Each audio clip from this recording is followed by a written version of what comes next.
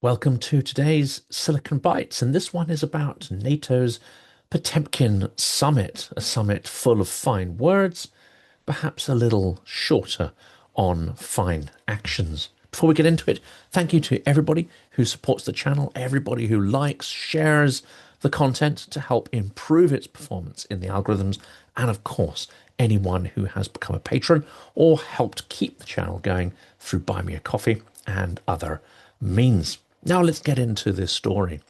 Appeasing Trump seems to have been the tone and substance of the NATO summit that has just ended. Maybe it's worked. Maybe the perceived victory is illusory and temporary. America's traditional allies pledged to spend a lot more on defense, but the details are sketchy, to put it mildly. At least the Western democracies may conclude that a Trump toddler meltdown like that which took place in the Oval Office has been averted. Donald, you have driven us to a really, really important moment for America and Europe and the world, wrote Mark Rutte, in a statement that managed to be both obsequious and condescending at the same time.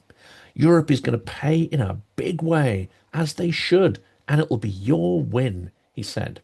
A day later, Mr Rutte went further, referring to the president as daddy in a moment of pure cringe. Whether Mr Rutte's strategy was degrading or inspired, no one could decide, but it is an indication of how far Trump has dragged the tone down to his level. Rutte, NATO Secretary General, praised the US President for his galvanizing effect.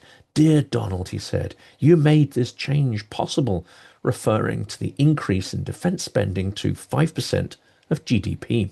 The summit communique was published on June 25th, a record speed for such statements. It announced a new target for allies, 3.5% of GDP on defense, plus an additional 1.5% in defense-related spending for all NATO members.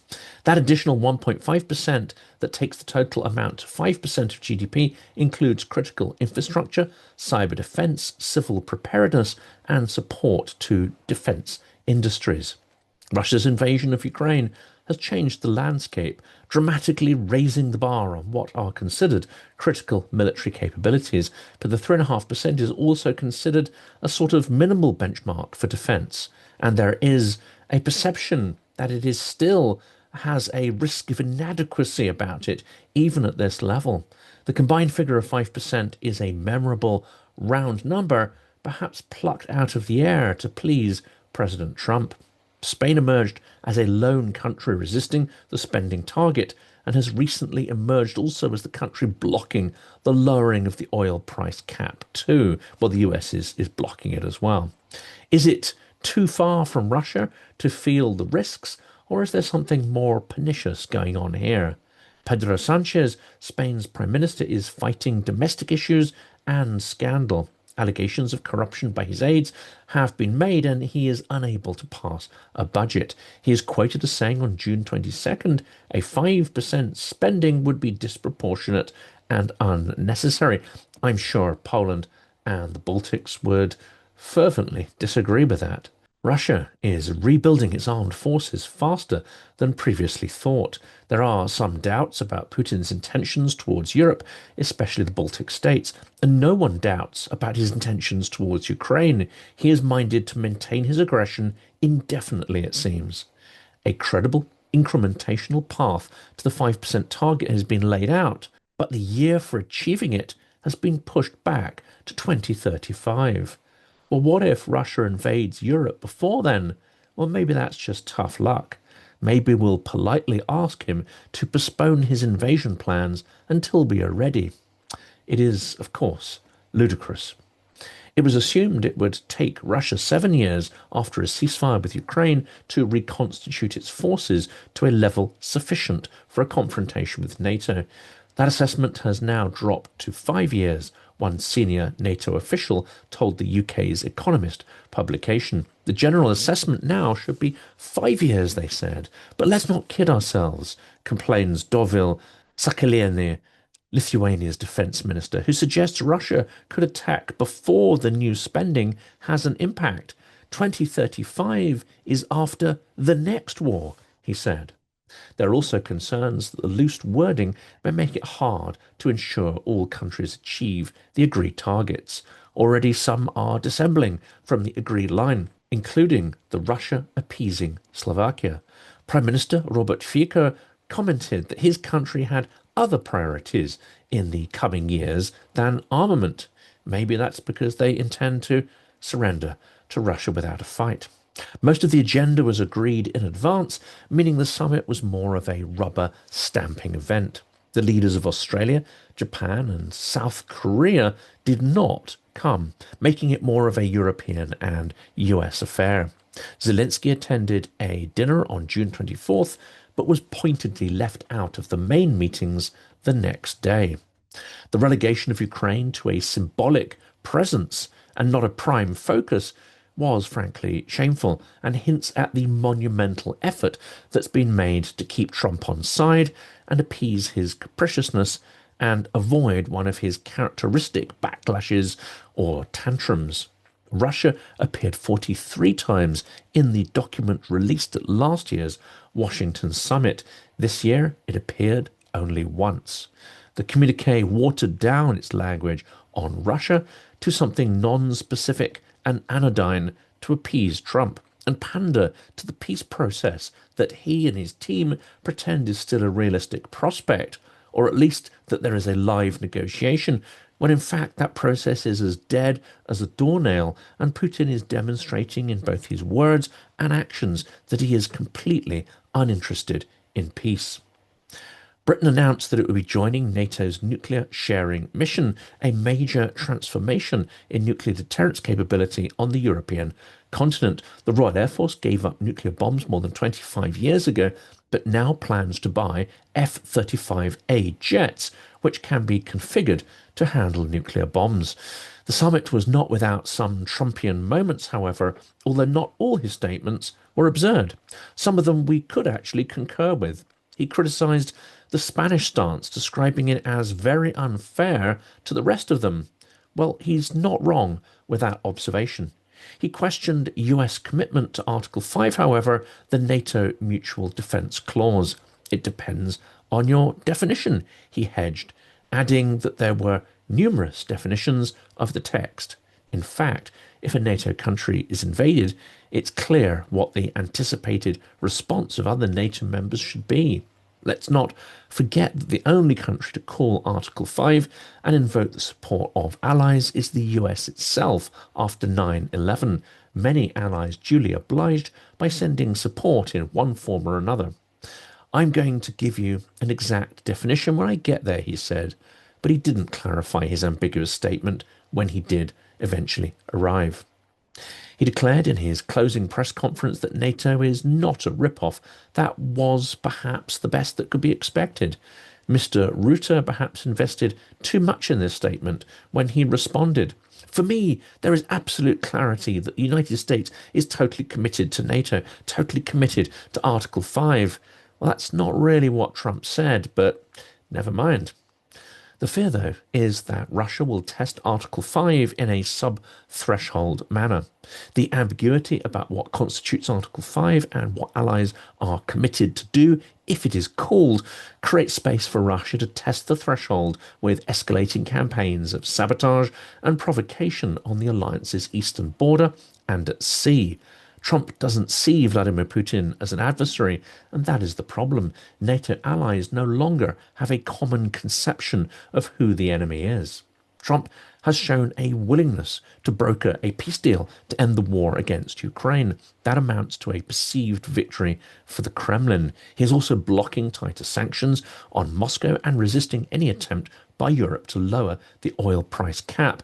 In contrast, most European countries now fervently believe that Moscow's extreme hostility to the West is their most urgent strategic challenge. Increasingly, the Russian economy is also geared to war. But ultimately, European countries are desperate to show a commitment to 5% defence spending because they perceive Trump's US to be an unreliable, inconsistent and capricious ally. There is a tension to transatlantic relationships which will be impossible to overcome without acting almost as vassals to the US rather than peers. As a precaution, European democracies must take on more responsibility for their collective security. Trump admitted that Putin is more difficult to deal with than he expected. The US president had claimed before entering office in January that he could end Russia's war in Ukraine in a single day, but no end to the conflict is in sight, and we're now 5 months into Trump's administration. It's more difficult than people would have any idea, he said. Vladimir Putin has been much more difficult.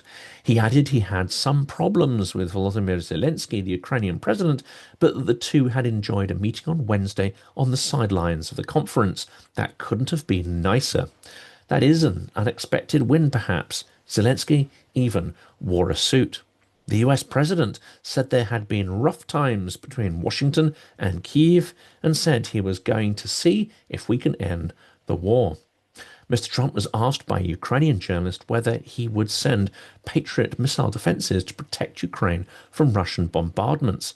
The short interaction with the BBC journalist seemed to touch him because of its honesty and the fact that there in front of him was a real Ukrainian, a real normal person. He stopped short of making an outright commitment, but said he would see if he can make some available. The reporter's husband is a soldier, and Trump responded when he found that out. That's rough, he said. I can see it's very upsetting to you. Say hello to your husband from me. Donald Trump hailed the very historic milestone of NATO members agreeing to boost defense spending to 5% of GDP. All of this is going to be done very quickly, almost immediately, he said. In reality, it's not going to happen nearly fast enough. It's a monumental win for the United States because we were carrying much more than our fair share, Mr. Trump told reporters after the summit of the 32 NATO countries. It's been a big win to Europe and for Western civilization, he claimed. Well, it certainly has some elements of a win about it, that's for sure. John Healey, the UK Defence Secretary, was asked by Times Radio if he trusted that the US would honour the commitment to Article 5 of NATO's founding agreement.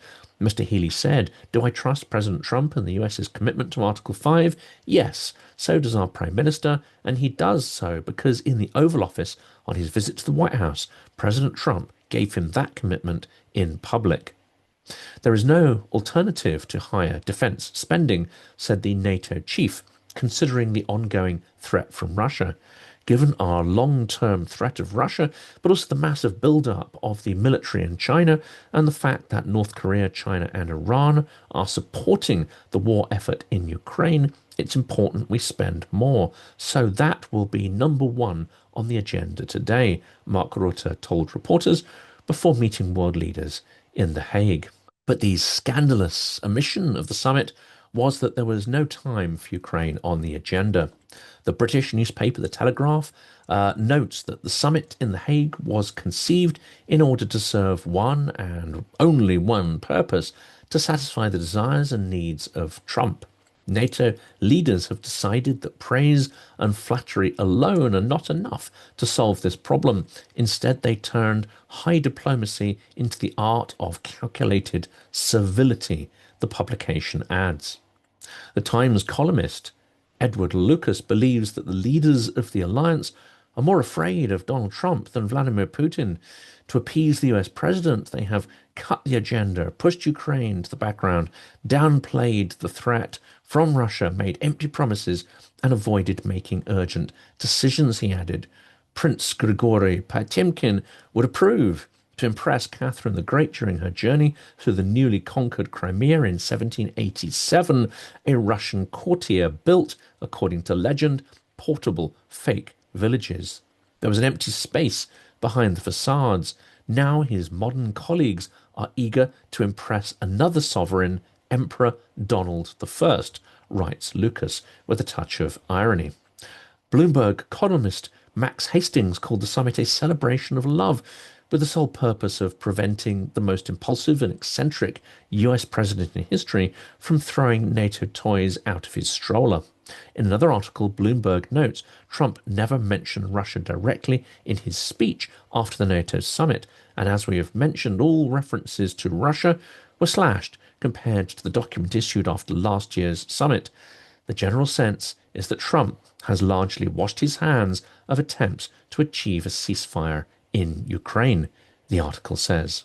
And we have to agree with this sentiment. It seems that NATO countries have decided that taking a stance as vassals of the US is a safer course than pretending to be peers. This is unfortunately something that Trump seems to demand. It's also something that the Russians could use to mock and deride the Europeans. It's something they've always believed is true, but prior to Trump, it actually wasn't.